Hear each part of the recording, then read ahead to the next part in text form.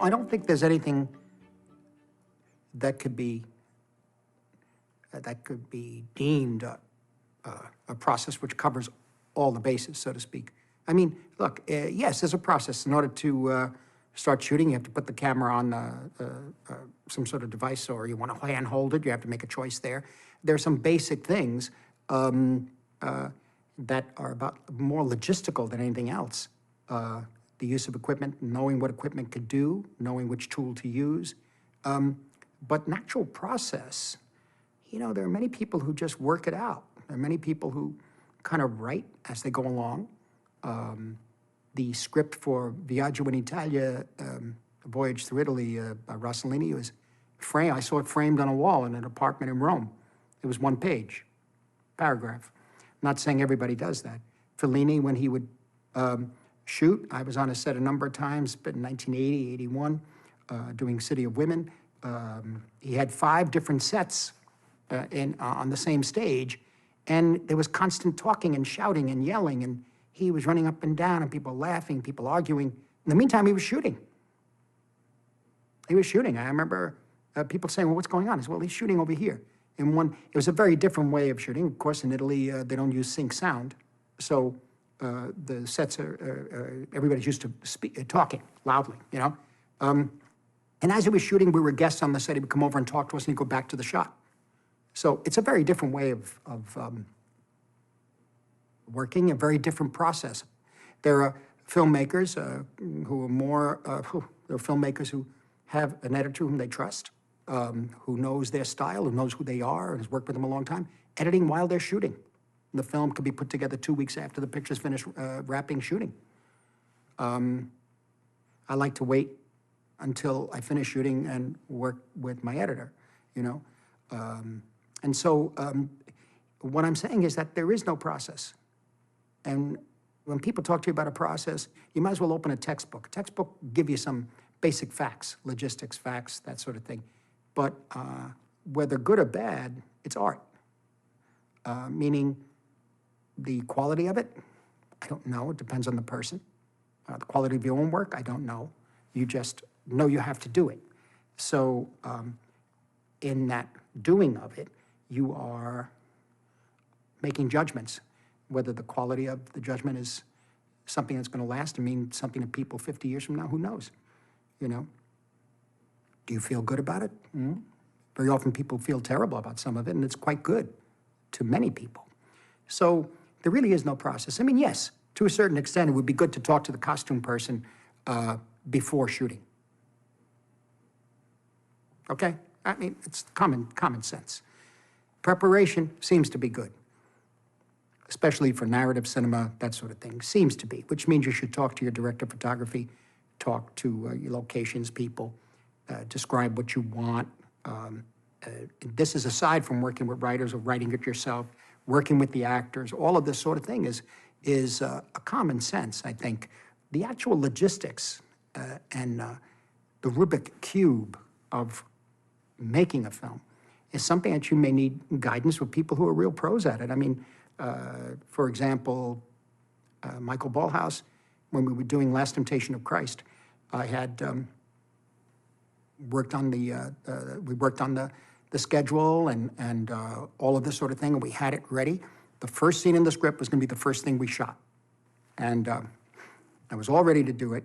And a week and a half or 2 weeks before shooting, Michael came to me and said, look, instead of the first scene, we should go to there's a scene with a crucifixion of a guy who's called a zealot. He said, we should shoot that first. It's daylight. The light will be right. We get 3 days of daylight out of the way, and then we go indoors. And for whatever reasons, it was made clear to me that that was the most sensible way of going because of budget and schedule. And I wanted the luxury of continuity. I couldn't have it. And so this is what I mean about it. There is no process. So, there's a process in that you must rely on those who know how to get the things done.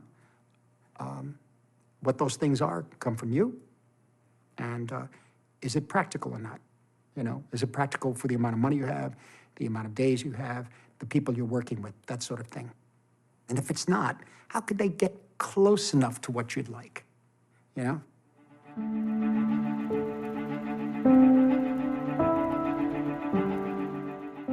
A life of a film is perceived differently from different filmmakers, you know. For me, it means allowing the film to have its own life at times and to be able to take the chances to burst the seams of the picture and for us to take advantage of the possibility of special things that would happen within the scene, with the actors, with the camera, with the light, all of this. You know, there are many films that have been made and many continue to be made where, in a sense, they're almost like director-free. They're like a succession of line readings, in a sense, with good script, really good actors, and you can enjoy it. But I don't feel it's cinema. I don't feel that it's a film somehow. Because here's the thing, you have to stay open. You have to stay open to what's happening right in front of you, around you, at every single moment as you envision a scene, as you work on the scene with the crew and with the cast. You design it in your head, of course. You know even the lenses you want to use in some cases. You design the camera moves, and the camera moves mean something, we hope. The cuts could be designed in such a way as to an editing pattern, you know. You work with the production designer, the costume designer, and then with, of course, the art director and the costume designer on the set, and then with the actors. And you shoot it, and something completely unexpected happens that adds new value to the scene. In the case of Goodfellas, for example, the third night of shooting, we because of schedule problems, we had to shoot this really important scene where the character of Stax, played by Sam Jackson, gets assassinated by Joe Pesci's character. And he had his friend with him, Frank. And we did all in one take. And it was before digital, so there were prosthetics and all kinds of, it was very complicated to do. But when Joe came in with Frank, said hello to Stax, and said, maybe some coffee, will you? He told Frank. So Frank's making the coffee. Come on, Frankie will make coffee. Get it, Frankie, make coffee. I thought you had one of your bitches in here. Yeah, I did. Where the fuck is she? So he's got these hot books around, though, or a bitch or something. Joe comes around in the frame, circles around, and finally surprises everyone. You're late for your own fucking funeral. And Frank comes out with the coffee pot, looking. He just took the coffee pot with him. What the fuck you looking So at? Joe told him, Come on, make that coffee to go. Let's go. they actually start to leave the room, and Frank is walking with the coffee pot. He said, no, it's a joke. What the fuck you doing? It's a joke, a joke. Put the fucking pot down. You gonna take the coffee?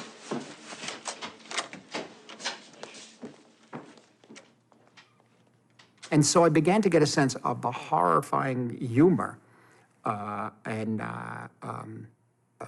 the dark humor of the picture and the story and the lifestyle of making jokes in circumstances like this and the psychopathology of it. And this is really coming out of working with the actors, and it happened repeatedly throughout that film.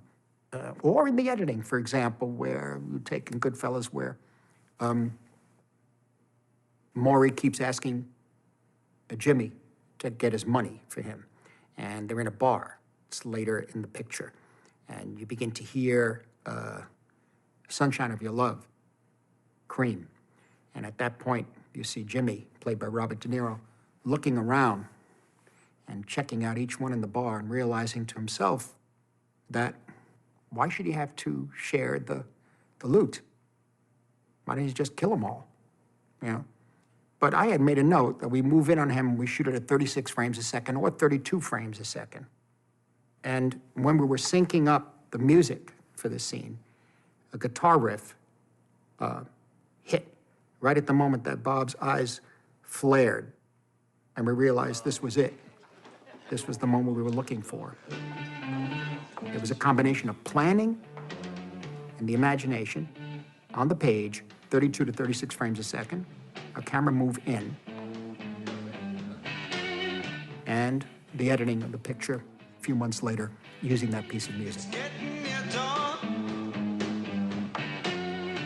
lights, close the tired eyes. And then even sometimes the surprises in the mix, like in Raging Bull or Frank Warner. We kept saying there's so many sounds of punches and these fight scenes. And there was one big moment. I think Jake swings his arm into frame and glove smashes into the head of the other fighter, knocks him out, whatever. We were sitting there saying, it's just, how many more ways could we express the sounds of gloves slamming against flesh or whatever, or the speed of the glove going right past you, because a lot of the sound effects in those scenes in the ring were meant to be, just as the visuals were meant to be, impressions of how Jake saw it in the ring, not from people outside the ring, but how you perceive reality after being punched or throwing punches and losing your breath and trying to stay in shape and trying to stay on your feet. And so everything was twisted and turned in a way. So Frank was thinking, he said, what if we take out the sound? I said, yeah, let's do that.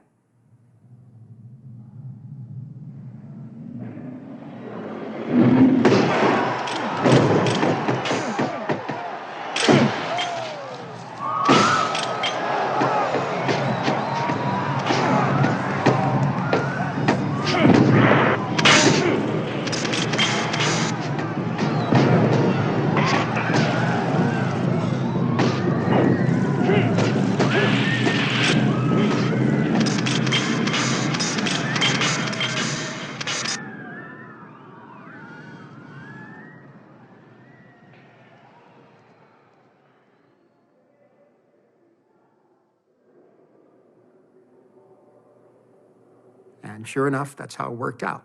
But again, it was created there in the mix, with all of us working together. And so the point is, Joe, is really have to stay alive to what's happening in front of you, right in front of you. And you could have some call in a negative way, preconceived ideas, but as long as the philosophy of the idea is still retained, you could change the aspects of it. You could change the elements which create the concept of the shot. And so, I think the picture itself takes over in a way.